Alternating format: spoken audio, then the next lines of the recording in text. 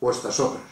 Lejos de Extremadura, yo soy un extremeño que no quisiera ser nada si para serlo hubiera de no ser extremeño. Y estas también. Yo soy un extremeño que salió pródigo de la casa de sus mayores y ha ido y va con bandera de Extremadura por el ancho mundo haciendo la guerra por su cuenta. Yo soy vuestro heterodoso. Y cierro mi intervención con otra cita amorosa del poeta en prosa que más y mejor escribió sobre su tierra en el siglo XX. Lejos yo de vosotros, también hoy os digo, cuando mis ojos se cierren, cuando ya la mano se niegue a escribir y la voz enmudezca, para entonces ya solo pido un poco de esta tierra, apenas un rincón de un huerto moro mirándose en el camino de la plata, que todavía, cuando el escritor ya no exista, sirva a su tierra y sea en esta tierra semilla de eternidad o estiércol para una rosa. Muchas gracias.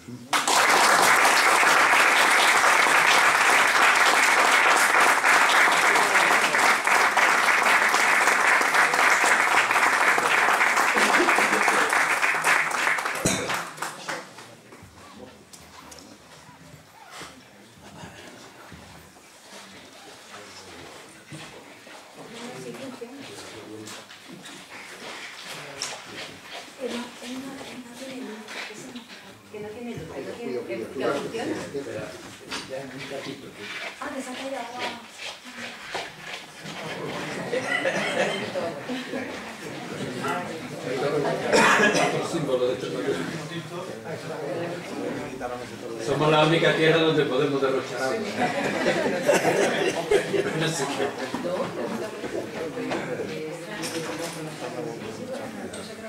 Bueno, buenas noches. En primer lugar, quiero excusar la ausencia del director de la Academia de Extremadura, que por motivos familiares no ha podido venir y lo lamento mucho.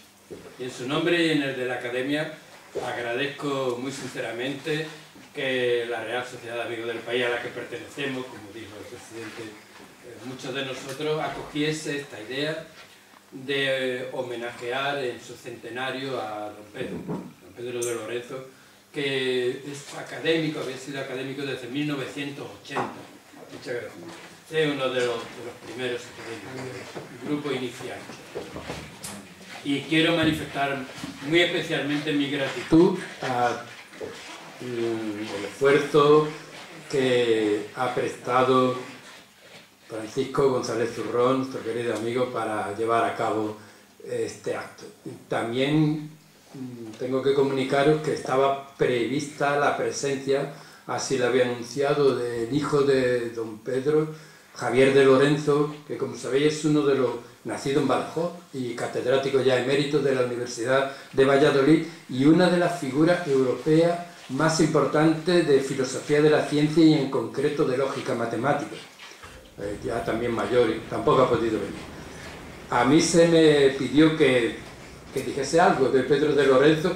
Yo estaba convencido de que sería inútil porque preveía la calidad de las intervenciones anteriores y muy especialmente la de José Julián. Pero puesto que se me insistió en que lo hiciera, yo he preparado un par de folios, o sea que no estaré más de 6 minutos, sobre la literatura, la visión del hecho literario, la concepción y la ejecución del mismo que tuvo Pedro de Lorenzo. Se ha dicho aquí que nació en 1917, por eso lo homenajeamos, un año de resonancia históricas claras, de la Revolución Rusa fundamentalmente, y yo le oí decir muchas veces a don Pedro, provincia de Cáceres, diócesis entonces de Badajoz, que ahora me parece que no.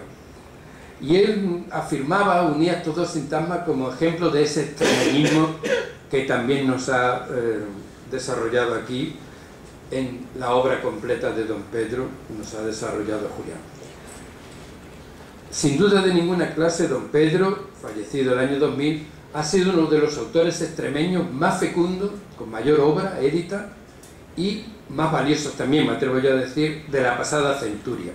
Ya sostuve esto en el capítulo que le dediqué en el tercer volumen de mi literatura en Extremadura. Pues hoy, casi 30 años después, lo continúa afirmando. Y me parece que los numerosos galardones que obtuvo don Pedro de Lorenzo en vida, por ejemplo, fue Premio Nacional de Literatura el año 1968, a mí me parece que algo debe significar, ¿no? Pues lo sustentan así, la calidad del escritor. Aunque es cierto, como ha recordado José Julián, que no se le ha hecho justicia en las historias literarias del país ni de la región. Pero eso también es un fenómeno en las letras, no solo españolas, me parece a mí, sino en todos los lugares y muy antiguo. Entre los géneros literarios, que fueron diversos, que don Pedro cultivó, está desde luego el periodismo, que ha evocado Antonio, la poesía, de la que no se suele hablar, por ejemplo, a mí me pareció muy bello, y con un título magnífico, el año 1947, publicó un poemario dedicado a su mujer, Tu dulce cuerpo pensado, y el ensayo, al que ha aludido fundamentalmente José Julián. Y yo voy a referirme exclusivamente a la novela. De una manera excepcional, me parece a mí, en las letras, don Pedro tenía prevista a priori la estructuración de toda su obra narrativa y la dividió en cinco bloques, que él llamó Libros de la vocación, Novelas del descontento, Memoria de la tierra y los muertos, Los adioses y Ultimidades. Y según iba escribiendo, iba encajando en uno u otro aquellas obras que producía. La mayoría de ellas, luego vinieron otras, fueron editadas en 4 volúmenes por la Editora Nacional, señal de la importancia que tenía don Pedro, y con un prólogo del que se ha hecho también alusión aquí, un prólogo magnífico de Laín Entralgo. De ese quinteto, a mi entender, sobresalen las obras incluidas en el segundo, las novelas del descontento, cuyo protagonismo precisamente lo tiene Alonso Mora, un trasunto, sin duda, del propio autor, y de ahí que tengan un carácter tan autobiográfico. La máxima característica, a mi entender, que distingue la narrativa, las obras novelísticas de don Pedro, es el culto a la palabra, el culto a la palabra. Y si esto es así, que entiendo que lo es, don Pedro se incluye en lo que los teóricos de la historia de las mentalidades del siglo XX han calificado como el rasgo más característico de esa época, es decir, el giro lingüístico, el giro lingüístico. Todos sabemos, lo hemos comentado muchas veces, que eso comienza con este austríaco tan curioso, con Wittgenstein, con su famoso Tractatus, que inicia precisamente así, los límites de mi lenguaje son los límites de mi mundo. A mí me da la impresión que nuestro autor, enamorado del culto a la palabra, como lo fue siempre, a la palabra verbal y a la palabra escrita, pues habría afirmado sin reserva lo que el Tractatus acabo de evocar, de recordar. Lo demostró muy pronto don Pedro.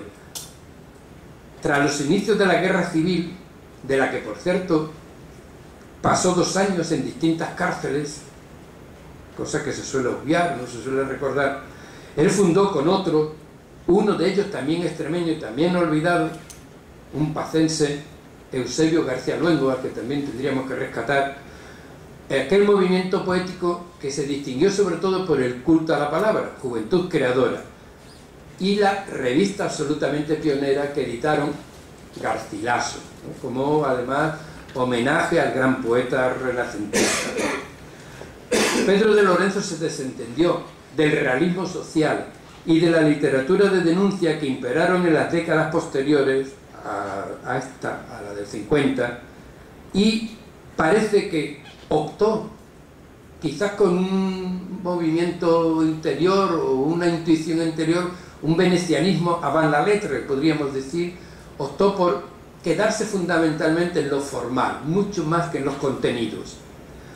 Con todo, hay que recordar que la primera novela de esta serie, La Quinta Soledad, que se escribió justo al terminar la guerra, en 1939, pero no se publicó hasta 4 años después, en 1943, fue prohibida por la censura, hasta que consiguieron entre unos y otros expurgarla y darle por fin luz. De algunas novelas contemporáneas se ha dicho que sus auténticos personajes eran la sinécdoque y la metáfora. Sin llegar a tales extremos, se podría sostener que en las de nuestro paisano importa, desde luego, mucho más no lo que se dice, sino cómo lo dice. Y cabría sostener que en ellas el fondo auténtico es la forma. Su prosa exquisita, a imitación de las de sus queridos, él lo confesó muchas veces, Gabriel Miró y Azorín, y también Gide, Antoine Gide, el premio Nobel francés, está absolutamente cuidada y rezuma poesía. Su insobornable voluntad de estilo, y antes Antonio lo evocó de alguna manera, fue durante 12 años profesor de estilo en la Escuela Oficial de Periodismo, con un extraordinario dominio léxico, a mí eso me ha sorprendido mucho, a tono según los niveles que le exigen los lugares, los tiempos, los personajes que aparecen en sus obras, no ajena tampoco a variados experimentalismos en el discurso, que es otro rasgo de modernidad, porque en la obra de Pedro de Lorenzo alternan frecuentemente la narración, los diálogos, los soliloquios, las perspectivas diferentes según cada sujeto, la fusión de género tan de moda hoy, o la escritura fragmentaria, que es otro rasgo actual de lo que se escribe modernamente. Todo eso introduce al lector no perezoso en el bosque de las palabras, frecuentemente seducido por el arte del creador. Auténtico orfebre del lenguaje, con raíces culteranas tan españolas, la prosa de Pedro de Lorenzo sigue siendo para un lector sin prisas, placentera y fecunda, porque nadie como él ha descrito tan minuciosa y delicadamente la escena, los decorados, la tramoya donde tiene lugar nuestra tragedia, nuestra tragicomedia, si queréis, crónica, la extremeña, el mundo rural, oprimido y solitario. Así lo escribí y así lo mantengo. Aunque es verdad que a menudo don Pedro se olvidaba, tiene excepciones y son valiosas. Al campesino, al autónomo asalariado, el pensionista humilde, los jóvenes en paro, el emigrante de la ineludible diáspora, el gremio de la artesanía o el de los profesionales mal retribuidos de nuestras pequeñas poblaciones. Eso no hay que buscarlo en don Pedro. Pero tal vez, y con esto termino, lo que más atraiga hoy de los textos laurentinos sean las extraordinarias recreaciones del paisaje extremeño, adelantándose también aquí a los elogios que los ecologistas posteriores y actuales van a hacer de nuestras dehesas, bosques, castañares, humedales y ríos, llanuras infinitas y cerrajones abruptos, con una flora y fauna casi únicas ya en Europa. Pedro de Lorenzo, el hombre que nunca salió de Extremadura, una frase suya, aunque se encontrase lejano, compuso maravillosas sinfonías resaltando ese hábitat excepcionalmente bello y valioso. Quizá, al menos por eso, convendría releerlo. Muchísimas gracias.